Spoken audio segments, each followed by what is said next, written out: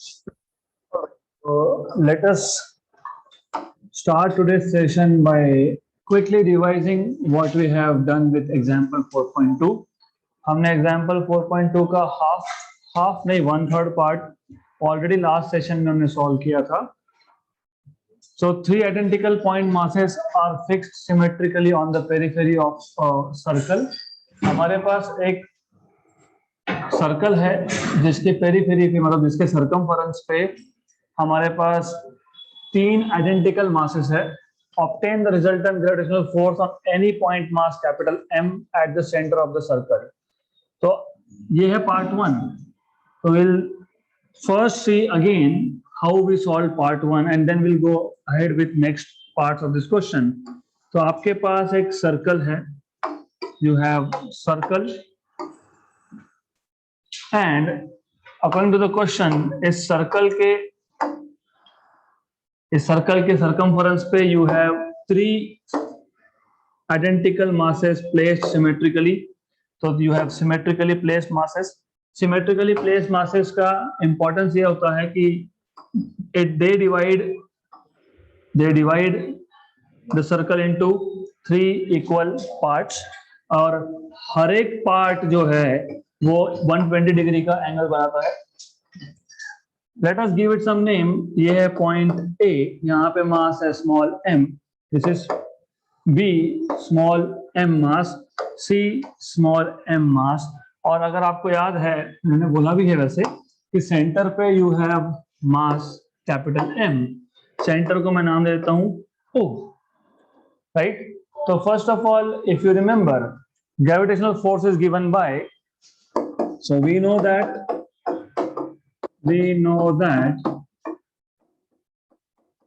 gravitational force is given by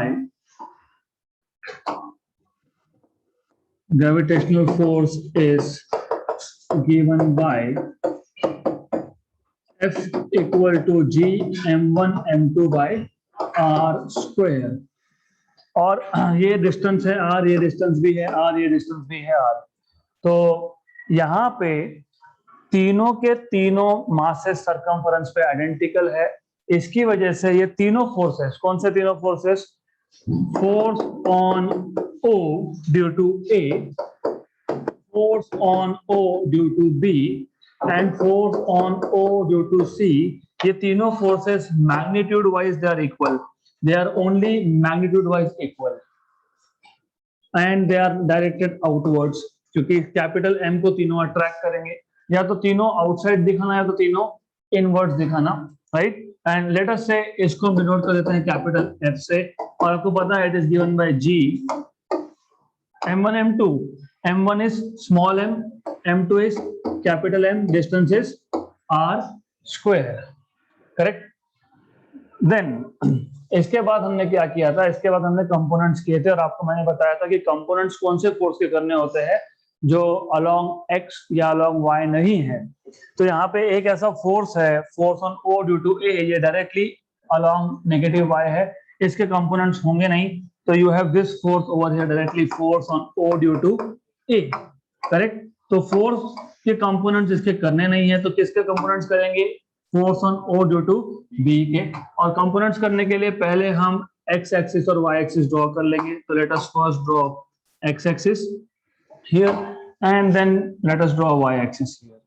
अब y axis draw क्यों किया? Because you can see symmetrical placing की वजह से ये एंगल हो गया था 120.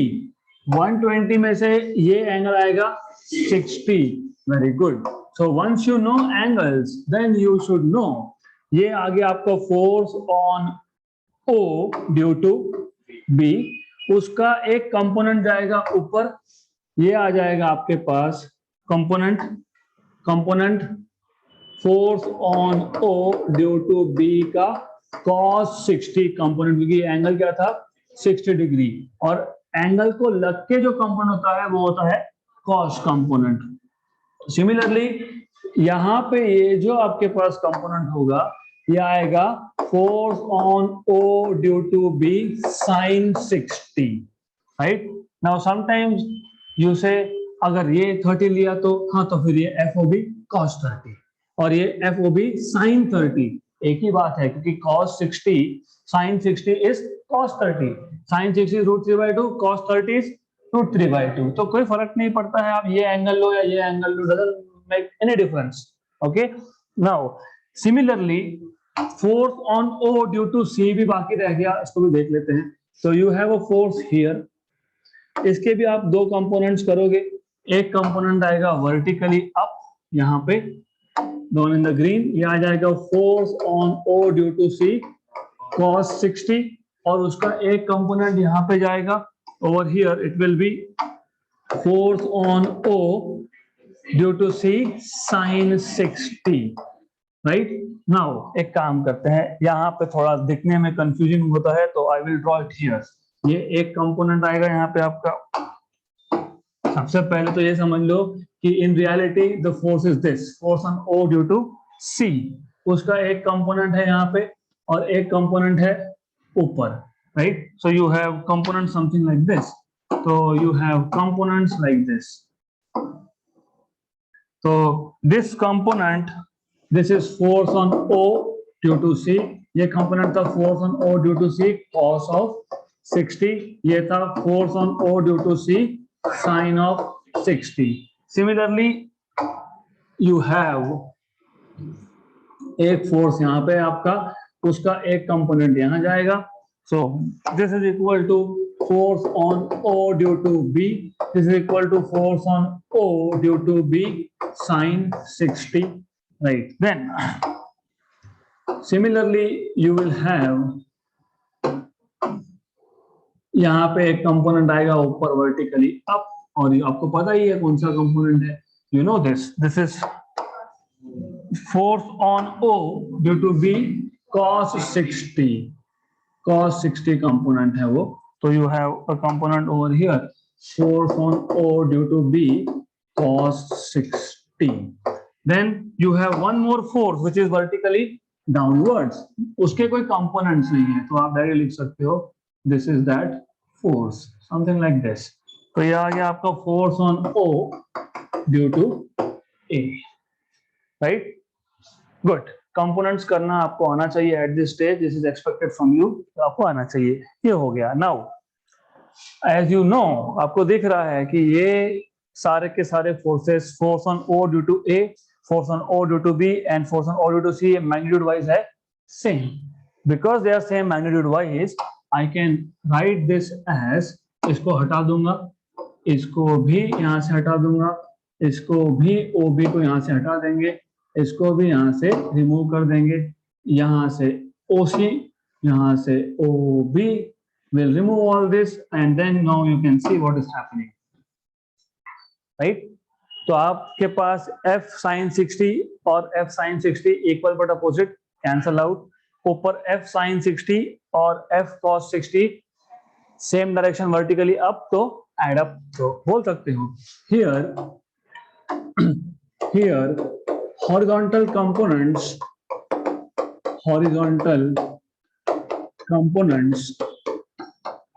of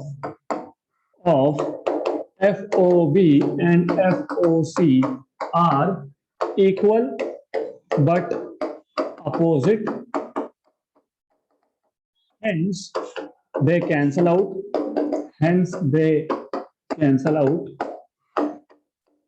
but vertical components are equal,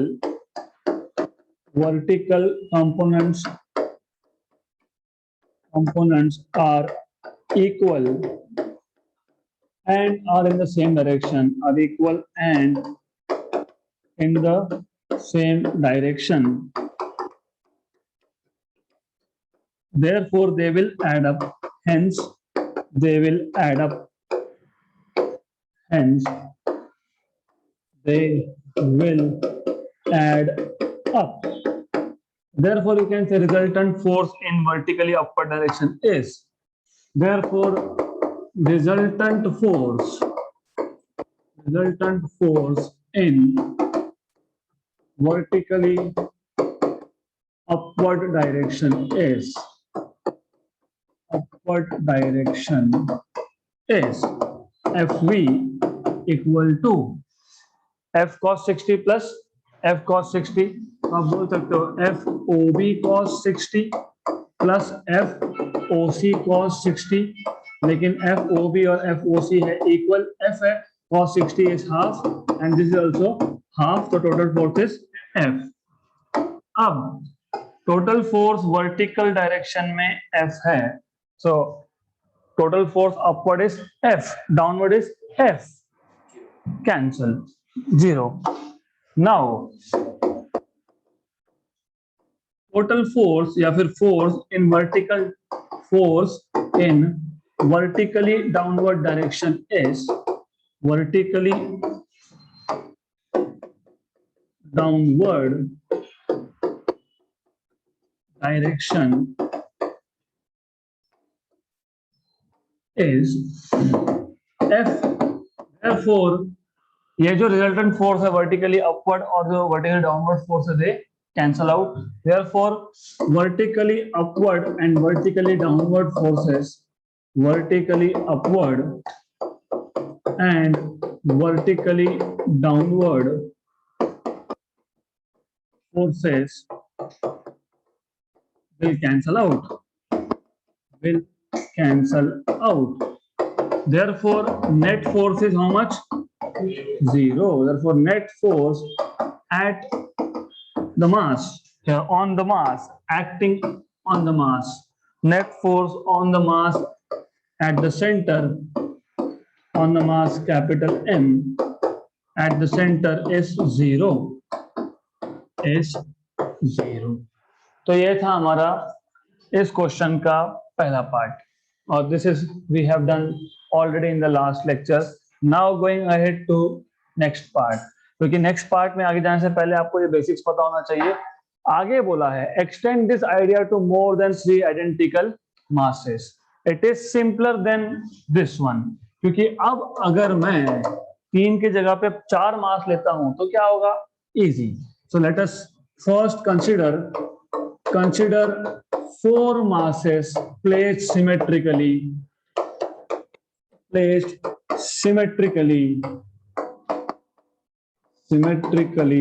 at the periphery. आप अब 4 masses ले लो सिमेट्रिकली प्लेस्ड, तो पहले तो मैं एक सर्कल ड्रॉ कर देता हूं. So let us first draw a circle. अब इस सर्कल पे 4 masses ले लो, एक को यहां रखो, दूसरे को diametrically opposite. So I will put another mass which is exactly opposite to this, diametrically opposite, और 2 यहां पे रखूंगा. So I will keep 1 mass over here, 1 here, 1 here, और सेंटर पे ऑफ कोर्स एक मास है कैपिटल M. तो center पे O पॉइंट पे मास है M, ये है A, ये है B, C एंड D. तो ये जो नीचे जो पार्टिकल है वो इसको अट्रैक्ट करेगा, स्मॉल m, राइट. B पे जो मास है वो इसको टू द राइट अट्रैक्ट करेगा, C पे जो है ये उसको अपवर्ड अट्रैक्ट करेगा, और D पे जो है वो उसको टू द लेफ्ट अट्रैक्ट करेगा. So there will be equal force in positive x and negative x, positive y and negative y. तो टोटल फोर्सेस 0. ये ज्यादा इजी है क्योंकि यहाँ पे कंपोनेंट्स नहीं करने. So you have to know this. So you can say in this case magnitude of force on O due to A equal to force on O due to B equal to force on O due to C equal to force on O due to D equal to F, which is equal to G small m capital M by R square, where R is the distance, right. अब आपको सिर्फ बताना है, क्या बताना है कि force on O due to A and force on O due to C will cancel out. Here force on O due to A and force on O due to C being equal and opposite, being equal in magnitude and opposite in direction,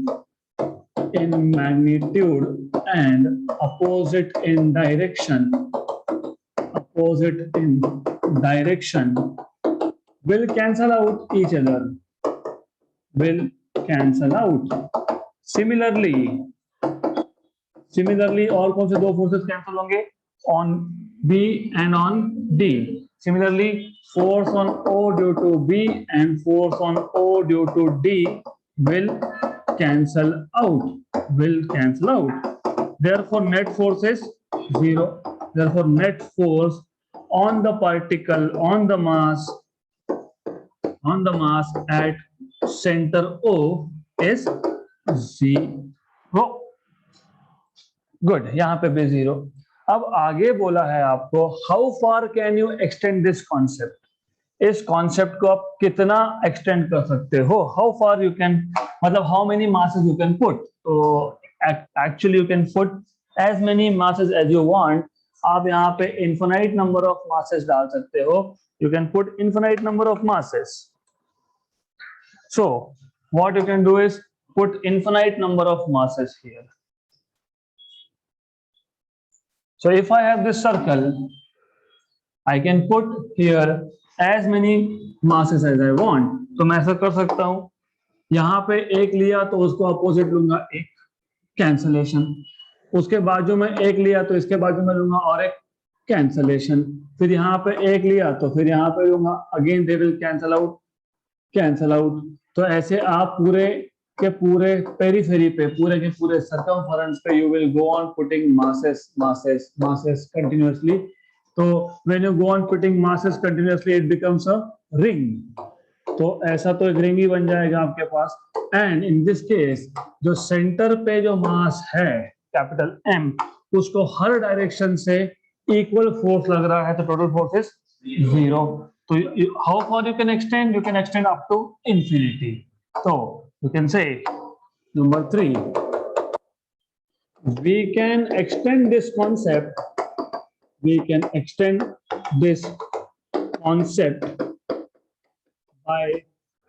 by placing infinite masses symmetrically at the periphery, at the circumference, at the periphery, right? In this case net force is 0. So in this case, पहली बात तो ये जो infinite masses है, it will look like a ring. So this infinite number of masses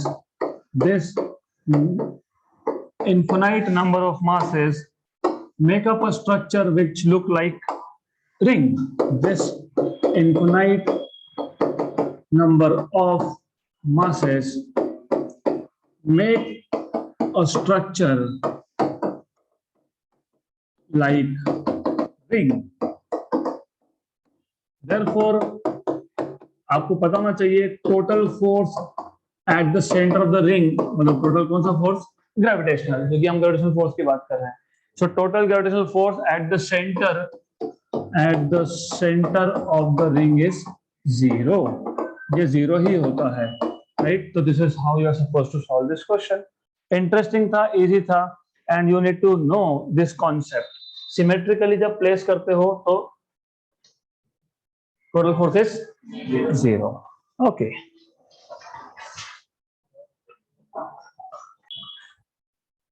question. A car of mass 1.5 ton, मतलब आपको car का मास दिया है. First of all, you should know 1.5 ton is 1500 kilogram. 1 ton is 1000 kilogram. So you have been given a car जिसका मास है 1.5 ton. 1.5 ton मतलब 1500 kg. Okay. Is running at a speed of 72 km/h on a straight horizontal road. This car is running on a straight horizontal road with initial speed of 72 km/h. Kilometre per hour से अगर metre पर second में जाना होगा तो 5/18 1 and 4 4 5 20. तो initial speed is 20 metre पर second. अब आगे what next they are telling you is on turning the engine off, गाड़ी का इंजन बंद कर दिया, it stops in 20 seconds. So in 20 seconds, if you turn off the engine, the vehicle will come to a complete stop, मतलब V equal to 0. अब आगे बोला है while running at the same speed on the same road, the driver observes an accident 50 meters in front of him. He immediately applies the brakes and just manages to stop the car at the accident spot. Calculate the braking force. Good question.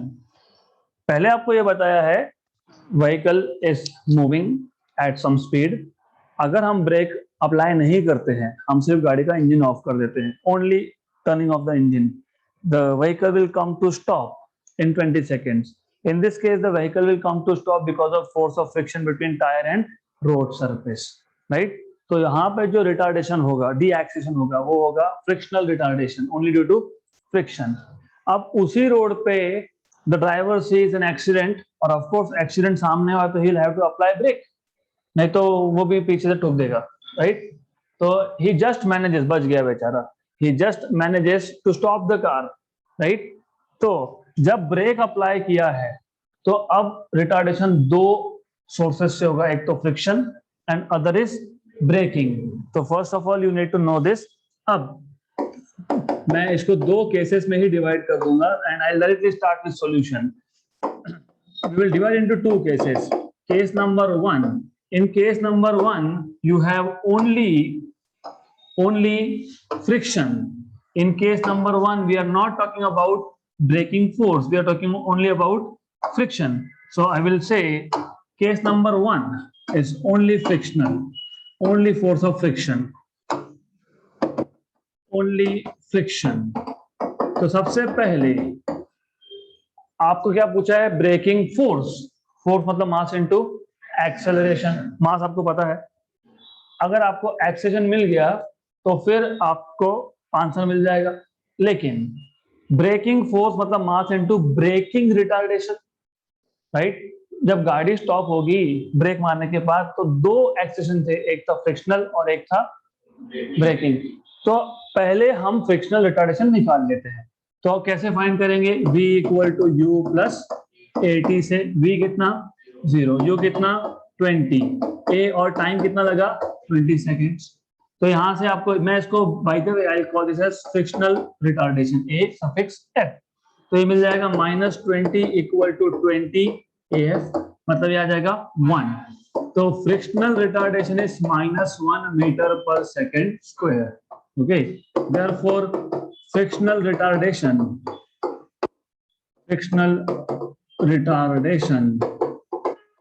is -1 meter per second square. अब case 2, in case 2 you have friction plus brakes. तो friction plus braking. अब इस case में अगर मुझे retardation मिल जाता है, how will you find out? What do you know? Final velocity 0, क्योंकि गाड़ी रुकेगा. Initial velocity is the same, बोला ना, at the same speed. Yes, मतलब u इज आल्सो 20, राइट? डिस्टेंस कवर्ड कितना है? 50 मीटर. तो which is the formula which s equal to ut plus 1/80 square use करोगे तो t कहाँ पता है आपको? सेकंड केस में. सेकंड केस में बोला है क्या कि ब्रेक मारने के 10 सेकंड के बाद रुका नहीं. So you have to use v square equal to u square plus 2as. This is 0. This is 20 square plus 2a. तो फाइंड ही करना है. और ये a टोटल है, ये ब्रेक प्लस फ्रिक्शन से आएगा. s is 50. This is 400. ये 400 आ जाएगा तो -400 इक्वल टू 180. 1 and 4. तो total retardation is -4 meter per second square. But total retardation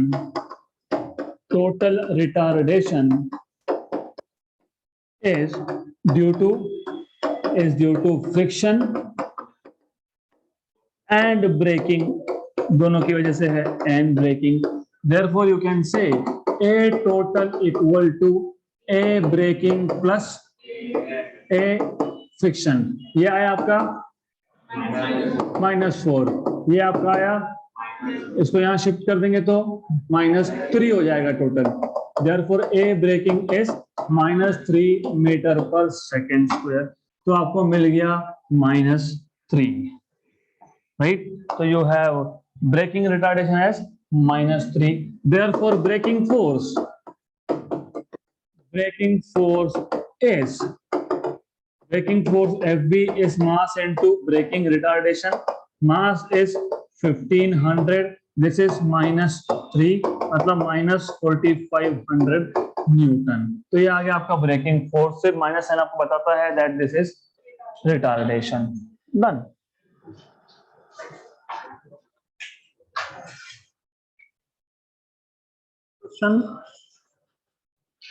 Over a given region, a force in Newton, this is important, force is in Newton, varies as F equal to 3x square minus 2x plus 1. I am telling you again, there are few things that are very important in Newton, and the force is varying with distance. मतलब ये variable force है जो distance के साथ change होगा.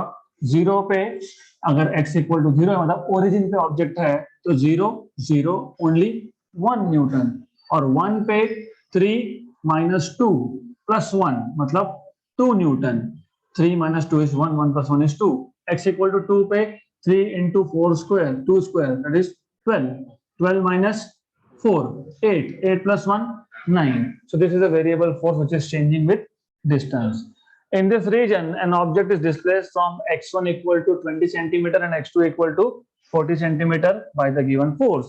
मतलब ऐसा है कि आपको इनिशियल पोजीशन दिया है ऑब्जेक्ट का, दैट इज 20 सेंटीमीटर, और फाइनल पोजीशन भी दिया है आपको 40 सेंटीमीटर. मतलब basically you know x1 and x2.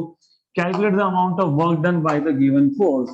So first of all, what is given to you is force, that is 3x square minus 2x plus 1, and remember, write down the units, because otherwise if you don't write, सारा solve करने के बाद answer match नहीं होगा, क्योंकि force Newton में, distance centimetre में, mixed units हो गए यहाँ पे, तो काम आपका कॉम्प्लीट हो जाएगा. x1 इज 20 सेंटीमीटर, यहीं पे कन्वर्ट कर लो 0.2 मीटर, और x2 is 40 centimetre which is 0.4 metre. Okay, calculate the work done. So you are supposed to find out work done. So if you remember, अगर आपको याद है, मैथमेटिकल मेथड या फिर ग्राफिकल मेथड, दोनों में ही वर्क डन आप देखते हो इंटीग्रेशन f dx, लेकिन मैथमेटिकल मेथड में आप देखते हो x1 to x2, right. Total work done is obtained by integration. और बाय द वे, वहां पे आपने देखा था f बार डॉट dx बार, यहाँ पे भी एक्चुअली वही है. You will write down integration x1 to x2, f bar dot dx bar is f dx cos theta. लेकिन यहाँ पे जो ब्लॉक है, ब्लॉक पे जो मैं फोर्स लगा रहा हूं और जो डिस्प्लेसमेंट का डायरेक्शन है वो सेम है, मतलब एंगल इज 0. फोर्स, मेरे पास एक ऑब्जेक्ट है जो टेबल पे रखा था, मैंने धक्का लगा दिया, तो फोर्स का डायरेक्शन और डिस्प्लेसमेंट का डायरेक्शन सेम है, angle is 0. Angle 0, cos 0 is 1. So that is why I will not write down all of this. I will directly write down just integration x1 to x2 f dx. That's it. Okay. Then, of course, it is quite simple to solve. So work done W is integration x1 to x2. F is 3x square minus 2x plus 1 dx. Now जिनको integration नहीं पता, कोई problem नहीं है, integration नहीं समझा, कोई problem नहीं है, you just have to remember them as formulas, right. तो आपको ये पता होना चाहिए कि integration x raise to n dx, अगर लिमिट्स भी दिए हैं तो वेल एंड गुड. तो it is equal to x raise to n plus 1 upon n plus 1 from limit x1 to x2. ये जो नीचे आप लिखते हो उसको बोलते हो लोअर लिमिट, जो ऊपर लिखते हो उसको बोलते हो अपर लिमिट. तो ये आ गया आपका लोअर लिमिट से अपर लिमिट. फिर ये n+1 कांस्टेंट है, तो कांस्टेंट को बाहर रख दो. अब पहले डालो अपर लिमिट, मतलब x2 raise to n+1, minus करो, लोअर लिमिट सब्स्टिट्यूट करो, तो x की जगह पे एक बार अपर लिमिट माइनस एक बार लोअर लिमिट. तो ऐसा फॉर्मूला याद करके चलना है. इंटीग्रेशन पता है नहीं पता don't worry, just formulas. Then और एक चीज पता होनी चाहिए, integration x1 to x2 only dx, it is x, खत्म।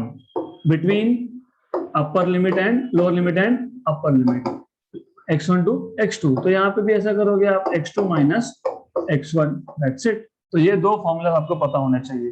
देन इसको हम पहले हर एक टर्म को सेपरेटली इंटीग्रेशन लिख लेंगे। तो integration x1 to x2 3x square dx minus integration 2x dx x1 से x2 प्लस dx x1 से x2 तक। ओके, अब जैसे डेरिवेटिव में हम कांस्टेंट्स को बाहर निकालते थे, यहाँ पे इंटीग्रेशन में भी कांस्टेंट्स को बाहर रखेंगे। सो पहले टर्म में 3 आएगा बाहर, 3 आएगा बाहर, एक्स स्क्वायर का इंटीग्रेशन x1 से x2 तक dx माइनस 2 बाहर, x का इंटीग्रेशन x1 से x2 तक dx और प्लस dx x1 से x2। अब मैंने आपको बताया अगर x रेज़ टू n का इंटीग्रेशन है तो आएगा x raise to n plus 1 upon n plus 1। तो now you will say x raise to 2 plus 1 3 upon 3, x1 की वैल्यू 0.2, 20 डाला तो गए नाम से, आंसर विल बी रॉन्ग, 0.2 और 0.4 माइनस 2, x रेज़ टू 1 है यहाँ पे, मतलब n की वैल्यू 1 है, तो n की वैल्यू अगर 1 है तो x raise to 1 plus 1 upon 1 plus 1, मतलब x स्क्वायर अपॉन 2, यहाँ पे भी 0.2 से 0.4 तक। Good. And then as I told you, सिर्फ dx अगर आप लिखोगे तो वो आता है ओनली x, 0.4 से 0.2 से लेके 0.4 तक। तो you will write down this from 0.2 to 0.4, 0.2 से 0.4 तक। अब ये 3 और ये 3 हो गया कैंसल, ये 2 और ये 2 हो गया कैंसल। तो यू विल हैव 0.4 का cube upper limit minus lower limit. मैंने इसलिए पहले ही बता दिया यहाँ पे, you have to put upper limit minus lower limit, then minus upper limit minus lower limit plus upper limit minus lower limit।